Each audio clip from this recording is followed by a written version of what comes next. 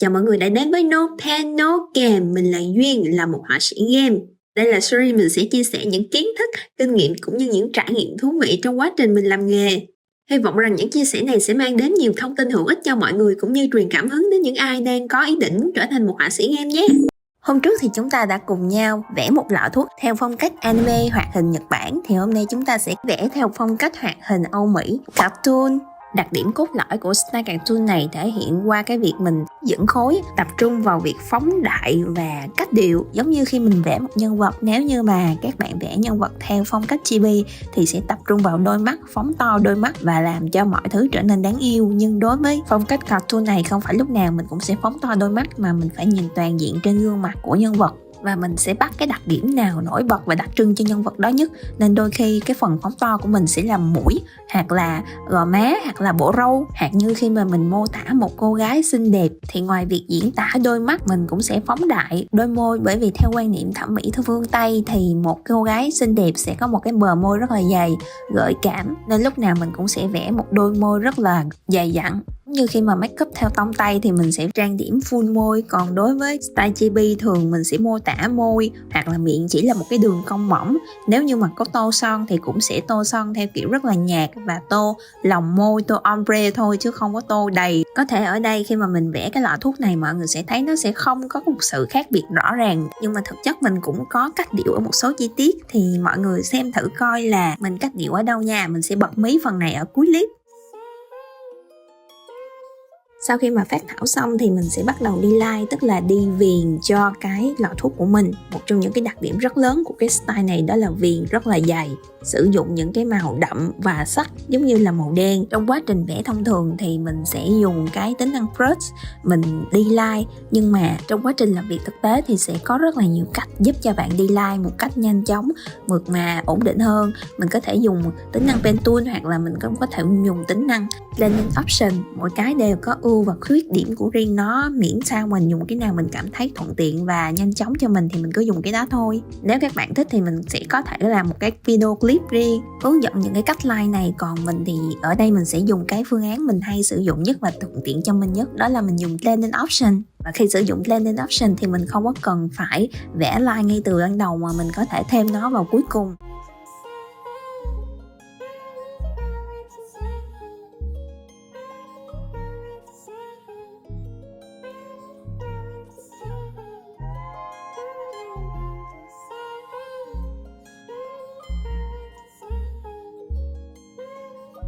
Đối với màu của style cartoon này, mình sẽ sử dụng những cái màu rất là mạnh, rất là rực. Và mạnh ở đây không chỉ là ở bản thân mỗi cái màu mà ở sự pha trộn giữa những cái màu khác nhau. Tức là mỗi màu mình dùng trong style này đều là những màu tươi sáng, rạng rỡ, rõ ràng chứ không có sự mềm mại giống như là mình vẽ style anime. Và các màu khác nhau mình phối hợp trong một cái item icon cũng sẽ có sự đối lập khá là mạnh, thay vì đi theo một palette màu theo kiểu màu pastel. Và với những cái đặc điểm về tạo hình và màu sắc như vậy thì sẽ cho chúng ta một cái sản phẩm cực kỳ tươi sáng, rạng rỡ, hút mắt, dễ thân thiện và đặc biệt là rất là dễ nhận diện. Nó giúp giải được cái bài toán hiển thị ở những cái game di động có kích thước màn hình khá là nhỏ. Với những cái asset hoặc là character được thiết kế theo style cartoon này để giúp người chơi dễ nhận diện và xác định được chức năng, công dụng của các nút bấm hoặc là các item icon, cũng như là có thể tương tác và phản ứng nhanh hơn. Chính vì vậy nên style cartoon này rất được ưa chuộng ở các studio game từ Đông sang Tây, từ Á sang Âu, đa dạng các thể loại từ hyper casual cho đến RPG. Có những game sử dụng art style này và thuần và 2D giống như là Flappy Bird, nhưng cũng có những game có sự kết hợp giữa 2D và 3D và người ta cũng sử dụng art style này. Như Brawl Stars, họ sử dụng cho các asset 2D và UI. Về render thì style này không yêu cầu các bạn phải render quá kỹ, chỉ cần có một số chi tiết đủ để gợi tả chất liệu. Và cái cách mình gợi tả thì mình cũng sẽ không cần sử dụng những cái pattern hoặc là những cái texture phức tạp. Mình dùng những cái hình tròn hoặc là những cái đường nét gạch gạch là được. Nói tới đây thì mình nghĩ là rất là nhiều bạn bắt đầu động lòng. Một style vẽ không yêu cầu quá nhiều về mặt kỹ thuật, nhu cầu tuyển dụng lớn, thợ ứng tuyển ở các công ty Việt Nam lẫn nước ngoài. Vậy thì đây có phải là tấm vé vàng để mình gia nhập vào thị trường game hay không? Thì mình chỉ muốn mọi người phân biệt rõ giữa hai khái niệm, đó là vẽ được và vẽ đẹp. Style này rất là đơn giản để vẽ được, nhưng mà để vẽ đẹp được nó thì mọi người phải dựng hình rất là chắc tay, phải cách điệu đẹp và cái cách điệu của mình nó phải hợp lý. Để làm được chuyện đó mình bắt buộc phải có kiến thức mỹ thuật cơ bản thật là chắc tay. Còn nếu như mà mình không có kiến thức cơ bản thì khi mình vẽ style này, tức là mình vẽ bằng cái sự yêu thích và mình vẽ theo cái cách là mình sẽ học những cái mẹo hoặc là mình học thông qua một cái video cụ thể giống như cái video mình đang làm cho mọi người đây, thì nó sẽ dẫn tới hai trường hợp.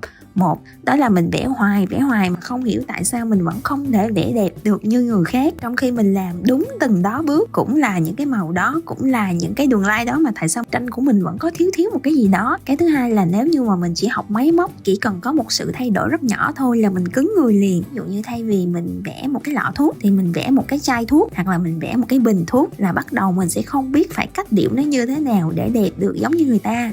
Quay trở lại với cái bình thuốc của mình, mặc dù cái form bình thuốc nó khá là tương đồng với những cái mình đã từng vẽ, tuy nhiên ở cái phần nút bần của cái lọ thuốc mình có chỉnh cho phần đầu của cái nút bần nó loe hơn rất là nhiều. Phần là để cách điệu, một phần là bắt buộc mình phải làm loe cái phần đầu chứ mình không thể làm ngược lại, tại vì khi mà tạo hình như vậy thì mới có thể mở cái nút bần đó, rót thuốc ra ngoài và đóng cái nút bần lại. Còn nếu như mình làm ngược lại, tức là cái phần trên của cái nút bần nó nhỏ và cái phần dưới là nó to, thì mình sẽ gặp một cái vấn đề là mình không thể mở cái nút bần đó để lấy thuốc ra, mình cũng không thể đóng nó lại. Thiết kế của mình nó vừa không đẹp mà nó lại vô lý, cho nên rất là nhiều tranh hoặc là game sử dụng cái art style này. Thoáng qua thì có thể đánh giá là art style của game này rất là đơn giản, nhưng khi mình nhìn càng thấy đẹp, càng nhìn càng thấy cuốn. Chỉ có chừng đó hình khối và màu sắc thôi mà tại sao cái sản phẩm lại có thể sinh động và có hồn đến thế, thì đó chính là sự cân đong đo đếm trong từng chi tiết của người họa sĩ. Nhưng mà mình chỉ đang phân tích dưới góc độ là nếu như bạn muốn làm cái art này thật là đẹp và chỉnh chu thôi. Còn đối với các bạn mới vào nghề thì cứ thoải mái, thỏa sức sáng tạo thôi, tại vì đâu có ai vừa sinh ra mà đã vẽ đẹp. Tất cả mọi thứ đều cần có sự luyện tập, trau dồi và học hỏi. Và để hoàn thiện thì mình sẽ đi like cho cái lọ thuốc của mình, chọn blending option và chọn cái stroke nó khá là dày ha mọi người ha. Nếu mà art của mình muốn đặc sắc hơn một chút xíu thì mình có thể thêm những cái tính năng như là brush shadow, và mình sẽ chọn luôn một màu trùng màu với cái stroke, tức là cái viền,